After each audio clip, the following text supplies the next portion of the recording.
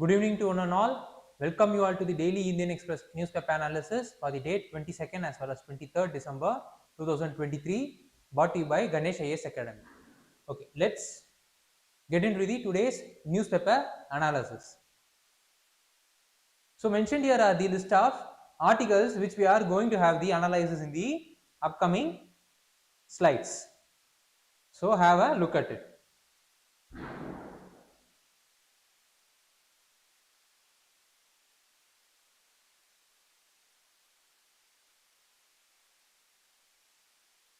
Okay, let's move on to today's newspaper analysis.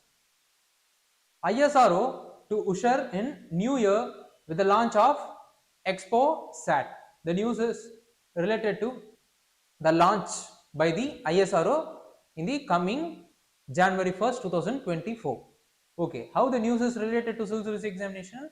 It is through under prelims through a topic called general science, similarly under mains through a subtopic called awareness in the field of IT and space, which comes under GS paper 3 under major topic called science and technology. Okay, let's move on to the further analysis of the news.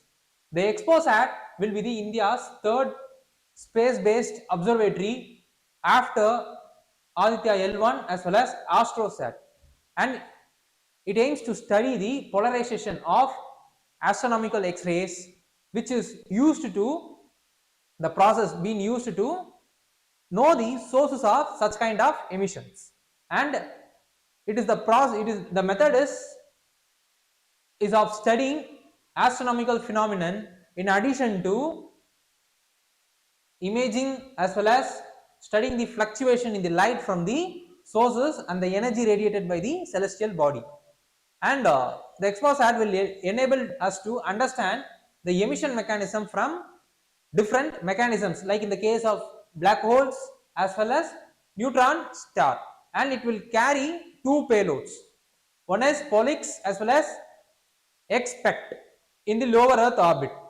So this is what this is very important from the perspective of prelims. And Pollux will observe the 40 bright astronomical sources of different categories. Similarly, XPECT uses spectrography, which is the observation method that has been used to study the electromagnetic spectrum. So this is what the details of the XPoSat is about. Previously, United States NASA has launched polarimetry satellite imaging X-ray polarimetry explorer in 2021, and it could be able to measure the process or the thing which it has been intended to do at the energy range of 2 to 8 kilo electric volt. But in the case of XPoSat, it will be recording the measurement in the at the energy of 8 to 30 kilo electric volt. So we could able to see that this IXPE as well as the Pollux which will be carried by the XPoSat will be measuring the such kind of measurement at this energy level. They both will be acting as complementary as well as supplementary, so that they could able to there will be overall analysis as well as understanding about the different sources of its emissions. So that is what the news is aimed at. So what need to be studied further is we should know about Aditya L1 and AstroSat as well as SSLV. These are all the other areas which we need to be further aware of. And with this, we have reached the end of this topic. Okay, let's move on to the another news, that is the Supreme Court has record 49,191 cases registered this year, that is from January 1 till December 15, and the number of cases that has been disposed during this time period is 52,191. So we could able to see that the number of disposed case is higher than the number of registered case. So this is what the news is about. Okay, let's move on to how the news is related to examination. Under prelims, it is related to Indian polity and governance, constitution, political system, Panchayat Raj and public policy. Similarly, under mains, it is related to GS paper 2 Indian polity under a subtopic called structure, organization and functioning of executive and the judiciary. Okay, let's move on to further analysis of the news. The Supreme Court has disposed a total of 52,191 cases, as I said, from the time period of January 1 to December 15.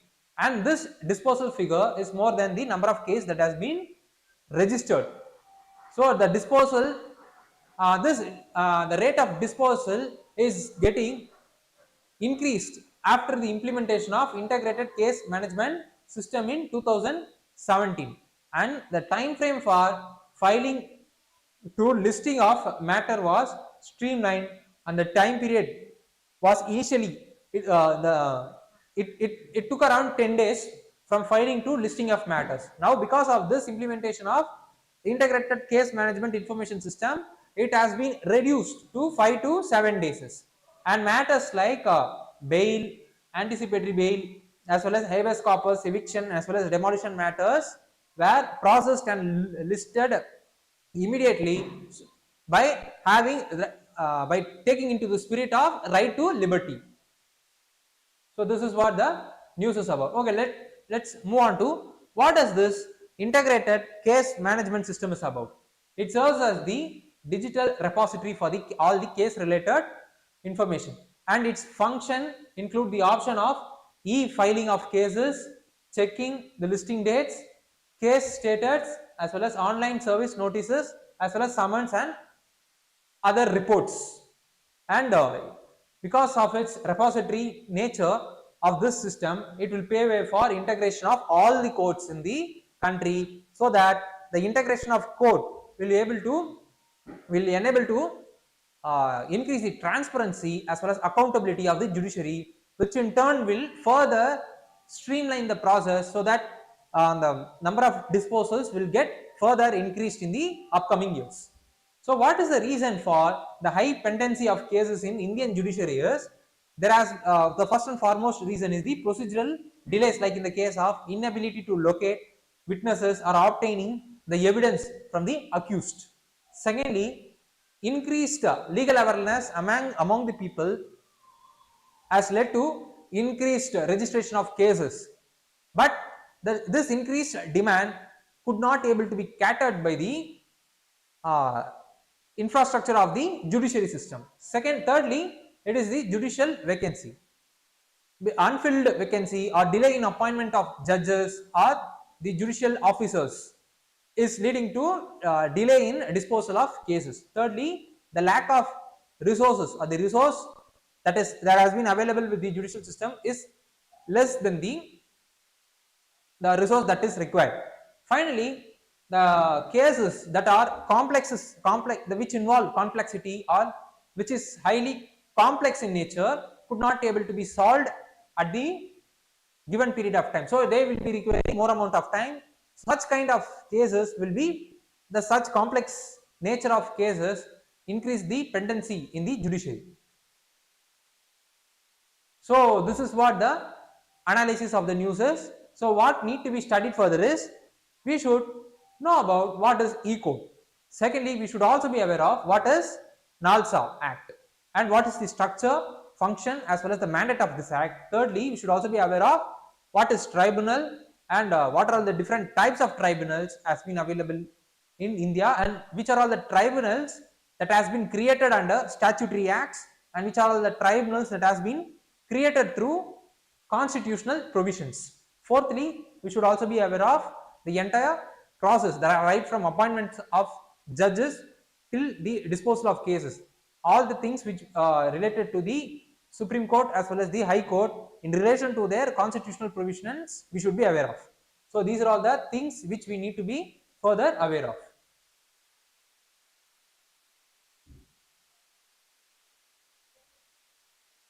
Okay, let's move on to another news. What should your credit score be and why it is important? So the news is related to the credit information companies as well as how the credit scores have been calculated and how it is useful for the customers as well as the banks. So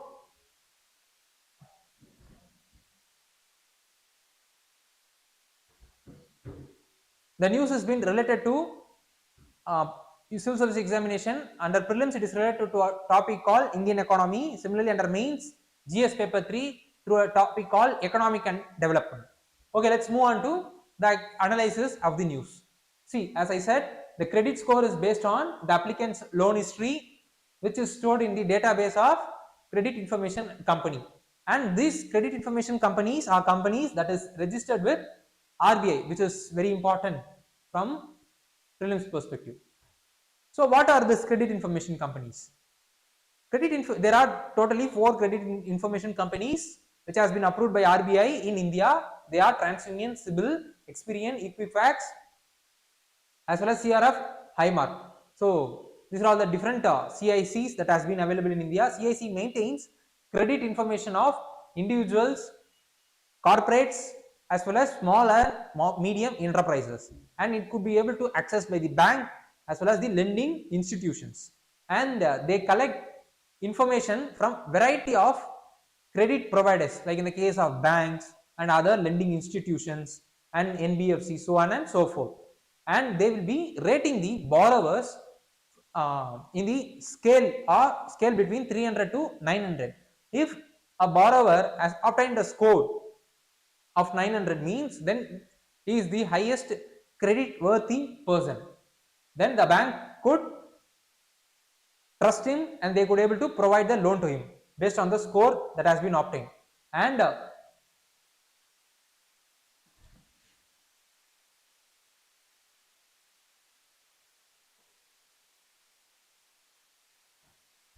so banks and credit information companies need to update their credit information once in a month, so that the customer, those who have been repaying the loan and their related details will get updated frequently, so that there won't be any kind of delay in the credit score updation. Which, if there is any delay, means sure it will be impacting the customer in accessing their credit from the bank.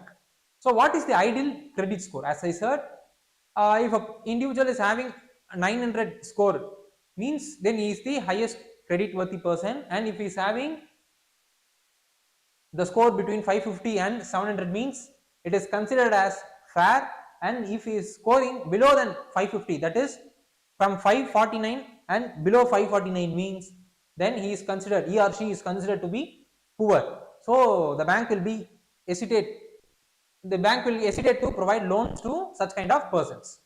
And what is the details in the database of CICs? What are all the details that will be available in the database of CICs?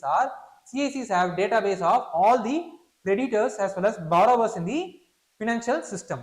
They also have names of guarantors, directors as well as partners, those who are involved in the loan. And how can banks or any other lending institution could able to easily access the information from credit information company? But until now, the individuals could not able to access the information, their own information from credit information companies frequently or without any kind of delay, and that is the reason why this subtopic has been given, how the borrowers make sure that the data has been corrected. So once if a particular customer has defaulted a loan, and after some period of time, if he or she has repaid the loan means, then he or she only should visit the bank or the credit information companies to rectify the CIBIL scores, so that the scores of the particular person will get rectified, else it will be as it is, it will not get updated most of the time. But this accessing of credit information by the individual customer is not very hassle free. It is a tedious process, and it involves more number of red tapeism. And after there has been a set of reforms that has been initiated by RBI, so that the customers could able to easily access their credit information from banks or the CICs. So this is what the thing is. What RBI has said is that the customers, the CICs need to provide the link in their respective websites so that the customers could able to access their information by clicking the link, and at the same time periodically the CIC companies need to update their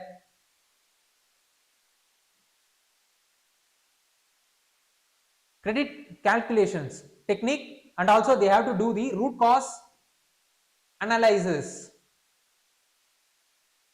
of the complaint that has been received by them from the customers.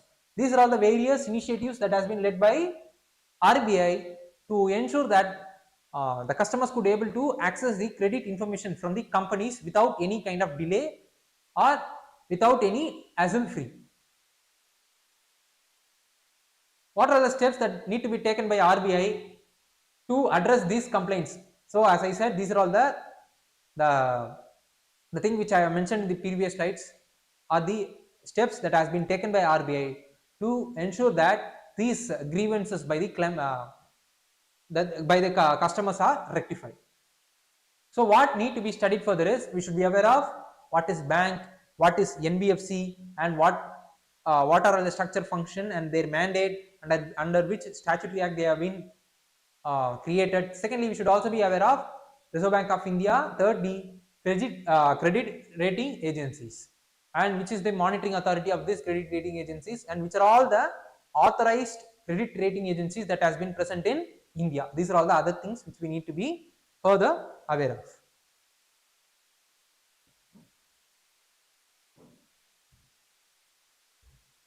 Okay, let's move on to the another news. So what are volcanoes and why do they keep erupting in Iceland? So there has been volcanic eruption that has been taking place in the Iceland. This is what the news is about. Okay, let's move on to the news. How the news is related to examination. Under prelims, the news is related to India and world geography.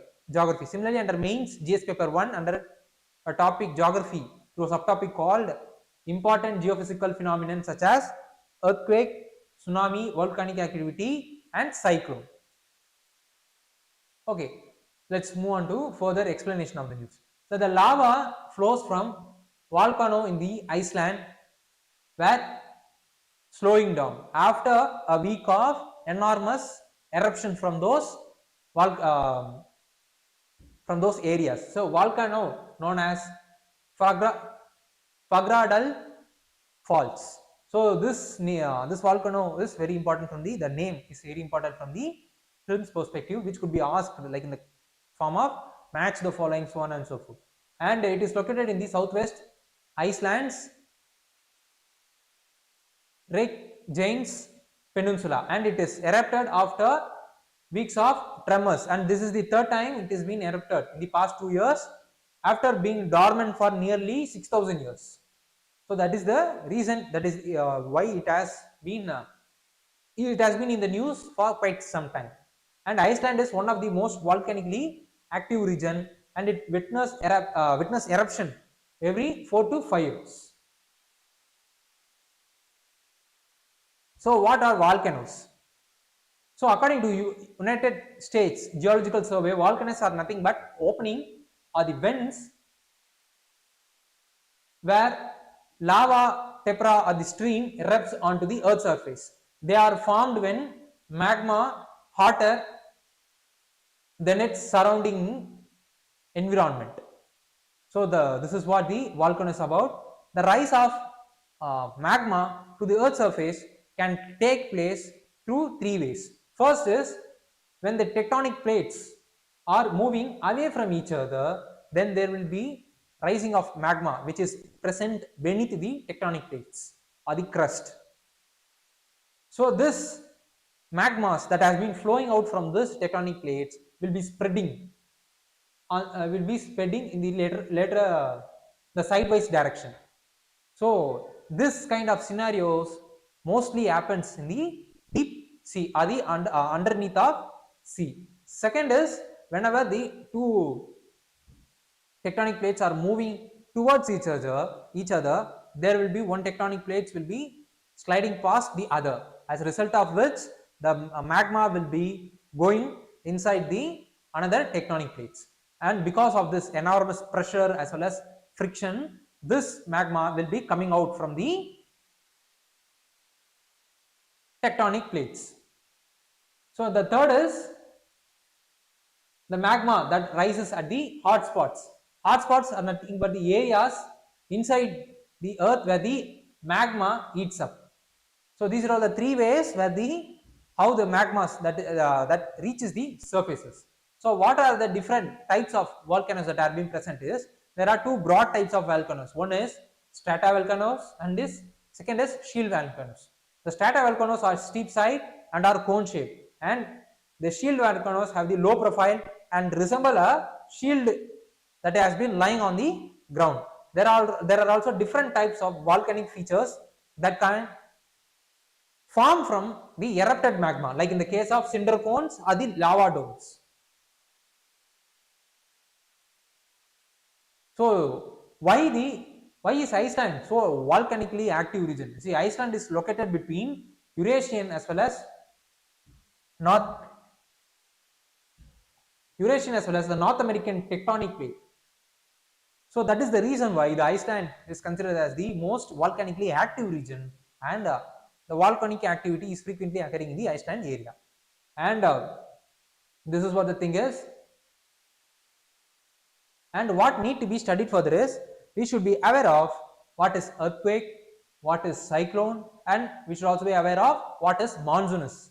So these are all the other areas which we need to be further aware of, and with this we have reached the end of this topic. Okay, let's move on to today's prelims question.